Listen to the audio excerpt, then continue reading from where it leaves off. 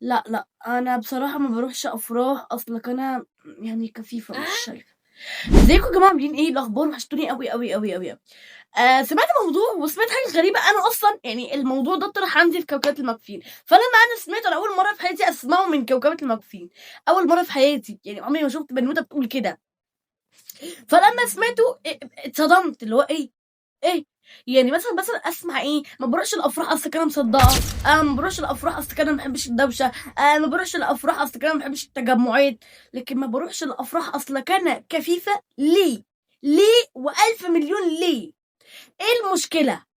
هو حضرتك إيه اللي بيحصل في الأفراح؟ شوية الشباب شباب اللي هُم بيرقصوا والناس كلّها قاعدة على الترابيزات، مش أنتِ كفيف قاعدة على الترابيزة، لأ، الناس كلّها بتبقى قاعدة على الترابيزات وشوية الشباب هُم اللي بيرقصوا فقط لا غير. إيه بقى؟ إيه المشكلة؟ وعادي ما تروحي زيِّك زي أي حد، بعدين أنتِ ليه حاطة في حساباتِك إن أنتِ كفيفة؟ لو أنتِ حاطة في حساباتِك إن أنتِ كفيفة أنا آسفة حياتِك كلّها تُقف، أنا باعتذر لِك و يعني بلاش، لأ يا جماعة، لأ يا بنات، إحنا عادي زينا زي أي حد ما تروحوا أنتم ليه حاسبين بجد زي ما أنا قُلت لكم نفسكم مكفيين، إيه المشكلة؟ هو حرام، حرام ليهم، حرام لينا وحلال ليهم، في إيه؟